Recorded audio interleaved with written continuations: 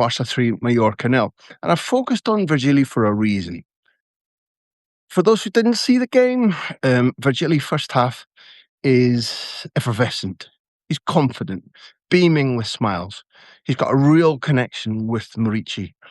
Almost all the good things creatively that Mallorca have come from either his running, his pressing, his associative play.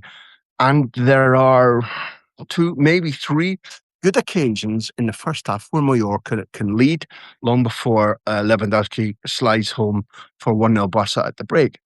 Now, Virgili's role, as you know, is to help Mallorca stay up, to provide a partnership for Murici, which he isn't going to get from Matteo Joseph. That loan has already run its course, in my opinion, and Abdon is long past that. And Murici was somebody that teams wanted to buy in the window. He spoke to Ortiz, the sporting director, and to the American ownership and said, look, I'll only go if you need the money, if you have to generate the money and you want to reuse it. They said, no, we have to keep you, and rightly so.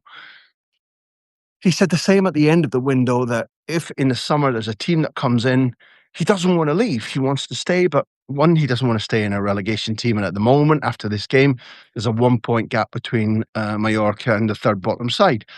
But he said, if it suits the club, I will go. What they need to do, as well as staying up in order to keep him, is find him a proper partner. Now, in Jan Virgili, they've got a supplier rather than a partner. But Virgili was going back to where he wanted it to be, his parent club, where he wanted to play first-team soccer, still does, and has reiterated as recently as what it was Thursday, I think, to Jamie Easton, that his intention is still to play well enough for Mallorca that Barcelona use their buyback clause and he returns to play in the Blaugrana. Today, he showed an awful lot of what makes him potentially good enough to do that.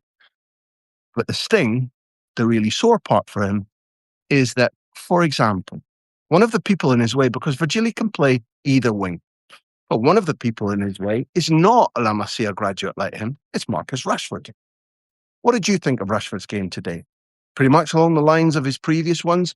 He's one of 3 players at Football Club Barcelona who's got double digits in assists and goals. And today it was one of his, I think, 3 first half fierce shots cutting in from the left onto his right that led to rebounds and led to Lewandowski's control being good when the ball bounced back off Dani Olmo and slotting home for 1-0. So another good contribution from Rashford there. And his free kick, and remember Barcelona's a side that haven't scored a direct free kick in La Liga all season. The only guy who has for Barca, Copenhagen, Champions League, let me just think, Marcus Rashford. Worse still for Virgili, who came to Camp Nou and didn't freeze, who rose to the occasion, who looked comfortable on the occasion, and without question looks right now as good as Rooney Bardghji, for example. But when Rooney comes on, playing on the right side because Lamine is given a rest eventually, having been player of the match, again, having scored an outrageous goal, and generally, not without mistakes, having shone again at 18. But he gets a rest with a view to the Copa semi-final at Metropolitano, leg 1, on Thursday. And Rooney comes on and darts about and presses to help create Barcelona's third goal. And it's another indication that a bought player is at the moment one of the reasons that Virgili doesn't automatically have a way home to Football Club Barcelona. Flick was asked prodigiously in the days leading up to this game and in the moments in the tunnel when he spoke to our reporter about Virgili, and he's been very careful to play it to leg, if you don't mind the cricket analogy. He deflects words. Now, clearly he's not going to praise Virgili up and hamstring the club's efforts in the summer if they want to buy him back by bigging him up now, and therefore the fight that Mallorca put up goes higher, that the price goes higher, because they've only got a certain degree of his rights.